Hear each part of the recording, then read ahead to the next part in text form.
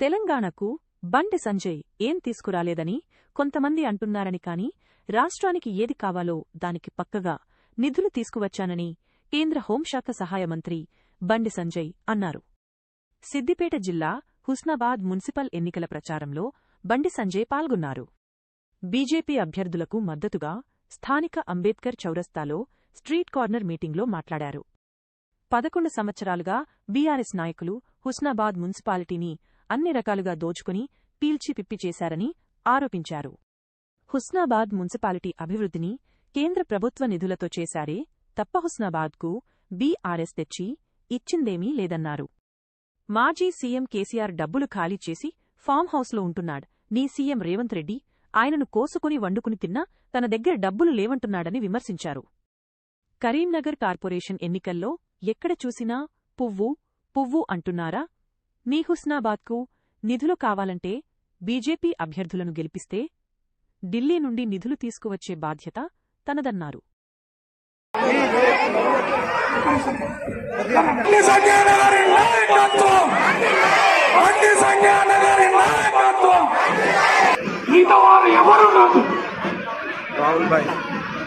వేదిక మీద అభ్యర్థులు మాత్రమే ఉండండి, మిగతా వారు ఎవరుండదు. మున్సిపాలిటీకి ఈ మున్సిపాలిటీ మేము ఎప్పుడు గెలవలేదు. గెలిచాం ఎప్పుడైనా? ఎప్పుడు గెలవలేదు. ఈ హుస్నాబాద్ అంతకుముందు గ్రామ పంచాయతీ ఉండే, అవునా కదా?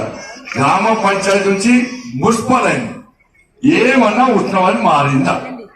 ఇన్ని 11 సంవత్సరాలు బీఆర్ఎస్ ఎట్లా తిని దోసుకొని ఈ హుస్నాబాద్ మున్సిపాలిటీని పట్టించుకున్న పాపాలు వాళ్ళు, అవునా కదా? ఒక్క పైసా 11 సంవత్సరాలు బీఆర్ఎస్ ఒక్క పైసా ఇవ్వలేదు మున్సిపాలిటీ. ఈ ఉన్న అక్కడక్కడ వేసిన రోడ్లన్నీ కూడా నరేంద్ర మోడీ గారి ప్రభుత్వం ఇచ్చిన పైసలు తప్ప ఇలా ఈ బీఆర్ఎస్ పార్టీ ప్రభుత్వం ఒక్క పైసా ఇవ్వలే. నేను అంతకుముందు పోయి ఇలా రేవంత్ రెడ్డి సార్ ఏమన్నా తెలుసా, నన్ను కోసుకొని వండుక తిన్నా నాకు ఒక్క పైసా లేదంటున్నాడు.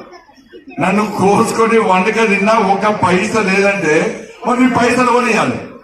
ఏమంటే ఢిల్లీ పోతారంట రేవంత్ రెడ్డి సార్ను చెప్పులెత్తుకపోవడం చూస్తున్నాడు. ఢిల్లీ పోతే చెప్పులెత్తుకపోవడం చూసుకోవడం పైసలు ఇస్తారా? ఇలా ఒక్క అవకాశం మాకు ఢిల్లీ నుంచి నిధులు నేను తీసుకొస్తా. ఇక్కడ మాట ఇచ్చిన ప్రకారం పక్కా తీసుకొస్తా. కాబట్టి ఈ ఎన్నికలు 11వ తారీఖు వస్తున్నాయి కాబట్టి మీరు మా వాళ్ళందరినీ ఓటేసి గెలిపించారు. వీళ్ళందరూ ధనవంతులు కాలేక వీళ్ళంతా గుణవంతులు.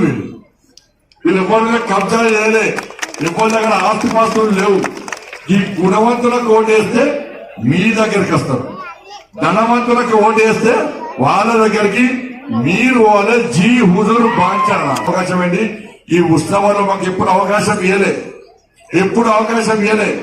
బీఆర్ఎస్ వాళ్ళకి ఇచ్చారు, అంతకుముందు కాంగ్రెస్ వాళ్ళకి ఇచ్చారు. ఇలా అన్ని మున్సిపాలిటీస్ కూడా ఇలా బీజేపీ అంటున్నారు. నరేంద్ర మోడీ గారి పైసలు తప్ప ఇక ఒక్క